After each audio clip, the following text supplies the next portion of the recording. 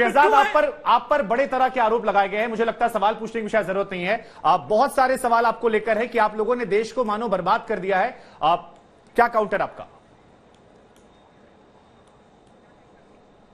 मैं तो कहूंगा सुरेंद्र जी को ये मुहावरा या ये जो है शायरी बोलनी चाहिए थी कि ताउम्र कांग्रेस सोनिया और सुरेंद्र यही गलती करते रहे, धूल चेहरे पर थी, सोनिया और सुरेंद्र आईना साफ करते रहे। और मैं इसलिए कह रहा हूं कि इन्होंने बात की सांप्रदायिकता की। अब सुनिए, सांप्रदायिकता पे जो इन्होंने बात की, हंस लीजिए, पूरा हंस लीजिए, बिल्कुल। और ऐसी हंसी जैसे एक बार पार्लियामेंट में सुनाई दी थी रामायण सीरियल के बाद, आज मुझे सुनाई दे रही है। पर मुझे पूरी बात रखने दीजिए। हाँ, बिल्कुल। शुभंकर जी, मुझे या तो समय दीजिए या तो एक ही तरफा करवा दीजिए। कोई डिस्टर्ब नहीं करेगा शहजाद। हाँ, बात रखिए। शुक्रिया। शुभंकर जी, देखिए बात की इन्होंने सांप्रदायिकता की। आपको बताऊं, करौली, झालावाड़, छाबड़ा, टोंक, उदयपुर, जोधपुर, ये सारी जगहों पर दंगे हुए हैं और आज तक करौली का मुख्य आरोपी, हर रोज आज तक शायद इसकी रिपोर्ट दिखाता है, मतलूब अहमद आज तक गिरफ्तार नहीं हुआ है, फरार है। छाबड़ा का जो मुख्य आरोपी था दंगों का, वो इफ्तार पार्टी में पाया गया, राजस्थान के मुख्यमंत्री क्या, और वहां की सरकार क्या आदेश निकालती है, बिजली मिलेगी तो केवल और केवल मुसलमान रोजगारों को मिलेगी, हिंदुओं को उस समय पर नहीं मिलेगी, जबकि वहां पर नवरात्र चल रहा था। तो ये तो उनकी सरकार है और उसके कृत्य हैं। तो ये बता रहे हैं सांप्रदायिकता के बारे में, जिन्होंने 10 देश को सबसे बड़े दंगे दिए, दिल्ली का दंगा, जलगांव का दंगा, अहमदाबाद का दंगा, मुंबई का दंगा, दिल्ली का दंगा, भागलपुर, हाशिमपुरा, मीरठ, मलियाना, जिसमें हजारों लोग मारे गए। और 84 के दंगे में तो हाईकोर्ट ने कहा कि बड़ा पेड़ गिरता है तो धरती हिलती, कहने वाला वो व्यक्ति और उसका मंत्रालय पूरी तरह से जिम्मेदार था सज्जन कुमार को बचाने के लिए। वो दंगों पे और सांप्रदायिकता पर आज लेक्चर दे रहे हैं। अरे भाई, जिन्होंने हिंदू टेरर कहा, चिदंबरम ने कहा, और आपने भी सही कहा सैफरन टेरर, ये शब्द जो है शिंदे साहब के, मेरे पास एनडीटीवी की भी रिपोर्ट है क्योंकि इनको एनडीटीवी पर भरोसा है, आजकल होगा नहीं पता, पर ये सैफरन टेरर का रिमार्क। तो बताइए, जिस प्रधानमंत्री ने खड़े होकर कहा कि मुसलमानों का पहला अधिकार होता है संसाधनों पर, वो सांप्रदायिकता का पाठ पढ़ा रहे दूसरे को। और जहां तक बेरोजगारी और महंगाई की बातें, उस पर भी आ जाते हैं, क्योंकि मैं आंकड़ों के साथ बात करता हूं, आक्रोश के साथ नहीं करता। शुभंकर जी, आज की सीएमआई डेटा है, खोलकर आप भी देख लीजिए, 31% बेरोजगारी दर है राजस्थान में। सबसे ज्यादा बेरोजगारी दर अगर कहीं पर है तो राजस्थान में है। आज देख लीजिए तेलंगाना में क्या महंगाई दर है, सबसे ज्यादा देश में 8.5% महंगाई दर वहां पर है।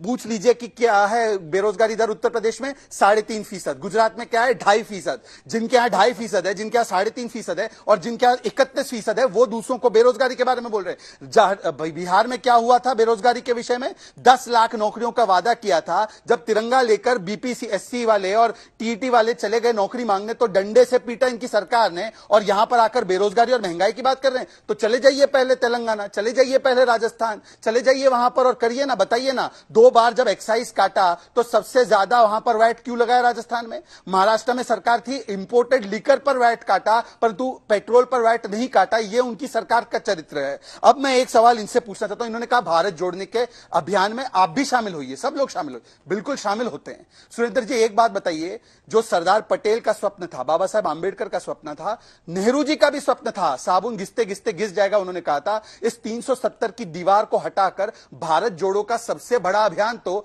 आदरणीय प्रधानमंत्री ने शुरू किया।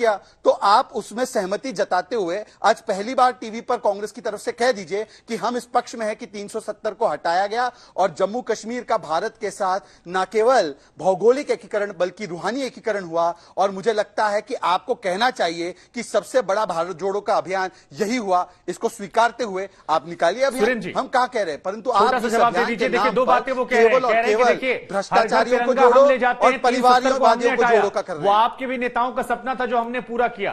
क्या सुरेंद्र राजपूत मानते हैं कि वो एक बड़ा कदम था भारत जोड़ने में और पॉलिटिक्स से ऊपर उठकर इस बात का समर्थन करेंगे? उसके बाद मैं राशिद जी के पास जाऊंगा। 2 बातें बड़ी साफ है और खुल करके कहेंगे और खुलेआम डंके की चोट पे कहेंगे शुभांकर। पहली बात, राजस्थान में भारतीय जनता पार्टी आतंकियों के साथ मिलकर के राजस्थान को नहीं पूरे देश को डिस्टर्ब करना चाहती। आतंकवादियों का के साथ में इनका हाथ है और पाकिस्तानी आतंकवादियों के साथ में इनका हाथ है। इसलिए गुलाम चंद आहूजा जैसे लोग, वो आहूजा क्या नाम है उनका, ज्ञानचंद जैसे लोग सशस्त्र विद्रोह की बात कर रहे हैं। दूसरी बात आप आ जाइए कश्मीर पर। हम और किसी बात पर नहीं करते।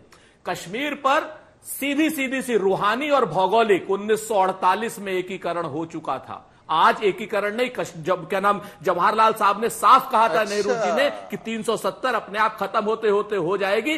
95 धाराएं थी उसमें, जिसमें से मात्र 32 धाराएं रह गई थी, बाकी सब हमने खत्म कर दी थी। और तीसरी बात सुनिए, 1 मिनट बीच में मत बोलो, तो चिदंबरम ने क्यों विरोध किया, ये कहते हुए कि मुसलमानों का प्रदेश है, आपने बीच में आप कहोगे, आप नहीं कहोगे, आप स्वागत करते हैं क्या? सियासतदान है सर, आप नहीं कहोगे, ये बदतमीजी नहीं है। आप दोनों आप दोनों बड़ी पार्टी के नेता हैं, रोज चर्चा में बैठते हैं, आप दोनों समझते हैं चीजों को। जी, बात पूरी कीजिए। भड़किए मत, भड़किए मत। हाँ सुनिए, छोटी छोटी बातों का काउंटर चलता रहेगा ना सर, जहां पर लंबा समय होगा वहां टोका जाएगा, काउंटर चलते रहेंगे, डिबेट ऐसे ही होती है। तो आइए फिर आइंदा से फिर हम क्या नाम शहजाद के बीच में भी टोकेंगे। मैं करेंगे सर, अगर आपको लगता है कि कोई बिल्कुल नाजायज बात वो कह रहे हैं, आप बिल्कुल टोकिएगा सर, मैं आपको पूरी इजाजत है। जी नहीं, पूरी सारी इन्होंने जायज कौन सी बात करी, सारी नाजायज बातें करी थी इन्होंने कांग्रेस के खिलाफ। हम आपको 370 की बात बता देते, ठीक है ना। हमने तो धीरे धीरे करके सारी की सारी चीजें खत्म कर दी थी। आप हमको जरा ये भी तो बता दीजिए कि 370 को हमने क्या कहा था, हमने कहा था राज्य की विधानसभा से, यानी सही तरीके से बिल पास होकर के आए और संसद उसको खत्म करे, कोई दिक्कत नहीं। हमने प्रोसेस पे अगर एक आपत्ति उठाई है, जो एक देश के संविधान में जो सेट प्रिस्क्राइब्ड प्रोसेस है, उसमें आपको दिक्कत क्या है? अगर आप विधानसभा से पास कराइए, आपको तरीका गलत था, आप ये कह रहे हैं। बिल्कुल तरीका गलत था, बिल्कुल। और दूसरी बात, पीडीपी जैसी जिनको ये राष्ट्र विरोधी पार्टी हटाया जाना चाहिए था। और दूसरी बात, हाँ सुनिए, दूसरी बात सुनिए, मसर्रत आलम को, बुरहान वानी जैसे आतंकवादी को जो लोग भारतीय जनता पार्टी के लोग वहां पर हीरो बताते हैं और 30 लाख रुपए उनके घर लेकर के जाते हैं, भारतीय जनता पार्टी का जिले का नहीं प्रदेश का एक नेता कश्मीर का 2 लाख का आतंकवादी पाया जाता है, वो लोग आज हमें बताएंगे, जो लोग कंधार में आतंकवादियों को छोड़ करके आते हैं।